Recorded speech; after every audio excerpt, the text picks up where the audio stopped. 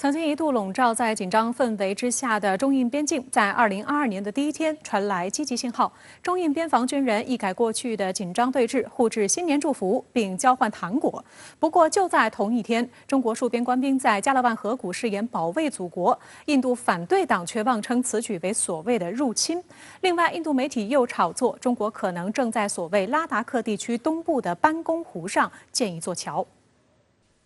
据印度媒体报道，2022年新年首日，中国军队和印度军队的士兵们在中印边境实际控制线的10个地点，包括所谓拉达克地区东部的两国摩擦点，互相致以新年祝福，并交换糖果，以庆祝新年到来。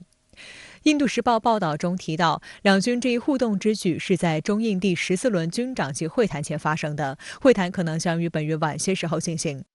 报道称，此举也可以被看作是双方想要缓解长达近20个月边境对峙局面的表现。除了同中方互动之外，印度军队同日还与巴基斯坦军队在两国边境互致新年问候并交换糖果。印度方面表示，做出这一举动是为了增进那里的和平稳定。在此之前的两军的边防部队的逢年过节的这种交往，本身这个传统在过去以来一直延续着。只不过呢，是因为去年的这个边界冲突呢所阻断了。如今呢，这个传统呢继续得到一个恢复，那可能是一个好的兆头。想呢，这个也切实呢反映出呢当前两军呢一个边界部队的真实情况。可以说，通过这个一个友好的这个举动呢，显现出呢两国军队的目前的对边防部队的这个管控情况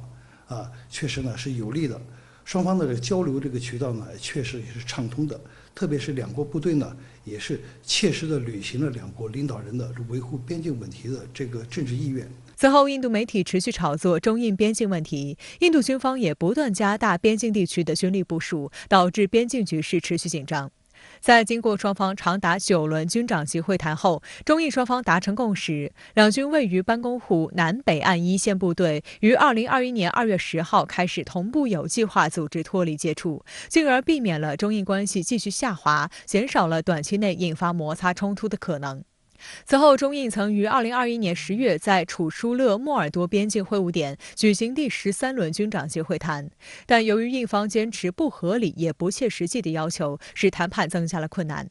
2021年11月18号，中印举行边境事务磋商和协调工作机制第23次会议，双方同意保持外交和军事渠道对话沟通，积极筹备第14轮军长级会谈，为解决中印边界西段剩余问题做出努力。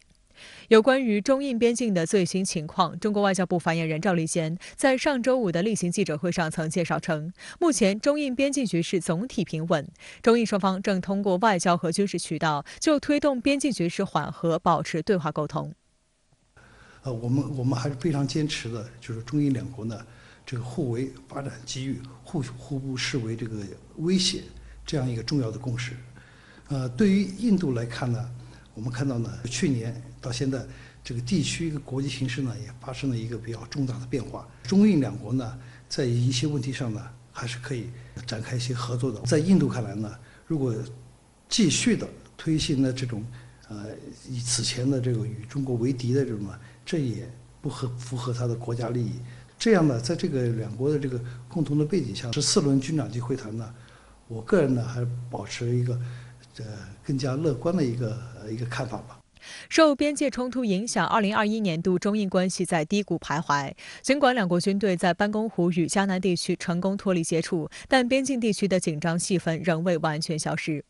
新年第一天，中央广播电视总台记者跨越5000多公里，把2021年8月1号在天安门广场升挂过的国旗送上喀拉昆仑高原，交到在加勒万河谷中印边境冲突中牺牲的肖思远烈士生前所在连队。当天也是新通过的《中华人民共和国陆地国界法》正式施行，连队战士在守卫的加勒万河谷，在大好河山寸土不让8个大字的映衬下，再度宣示了中国对于该地区无可争议的主权。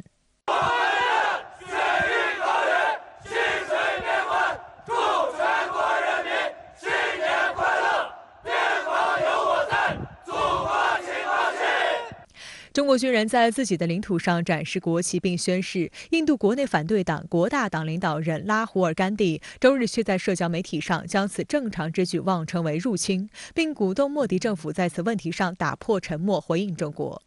此外，上周三，中国民政部发布公告，对我国藏南地区部分地名进行了标准化处理，并正式公布第2批增补藏南地区公开使用地名。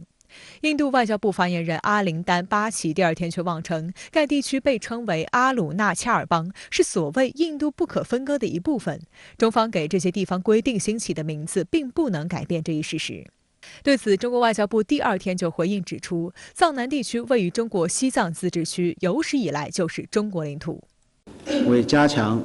地名规范化、标准化管理，中国政府主管部门根据《地名管理条例》公布了第2批藏南地区公开使用地名，这完全是中国主权范围内的事。